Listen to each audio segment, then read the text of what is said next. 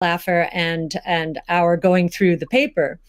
And he said, as I said, first rules-based monetary system, global, ever. This is a very big idea. Once we had convinced him of the ecosystem itself. Now, this is the role that it's playing, given that the rule is a quantity rule, that 21 million units, is really a store of value role. So there are three roles of money. Store of value, very important. The means of exchange, so for transactions, and the unit of account.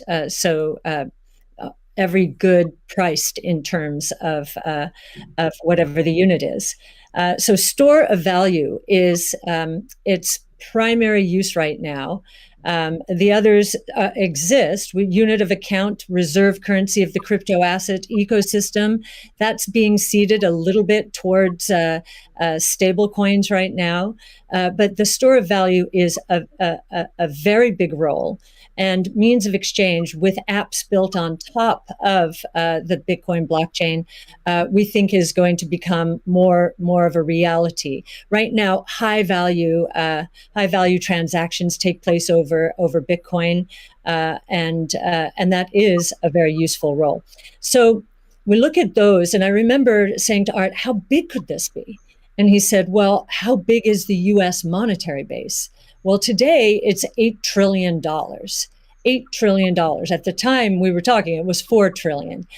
So we've gone through another crisis since then.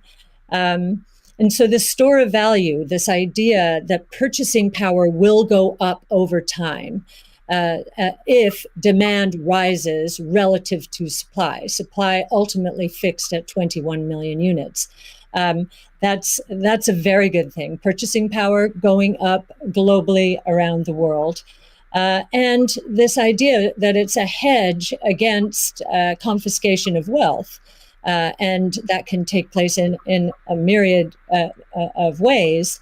But inflation, and especially hyperinflation in emerging markets, is the primary way. Talk about destroying purchasing power.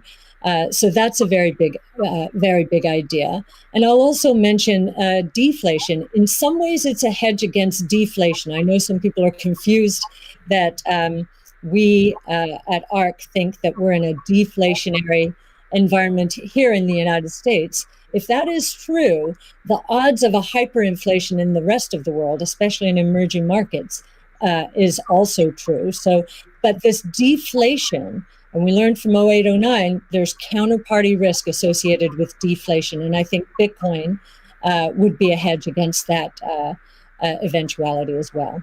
So it's a very big idea. Right. I suspect among us, there's not a lot of debate about Bitcoin's potential as a store of value. But Jack, you referenced earlier it being or becoming the native currency of the internet. Can you speak more to that, and also how it relates to maybe how institutions think about it?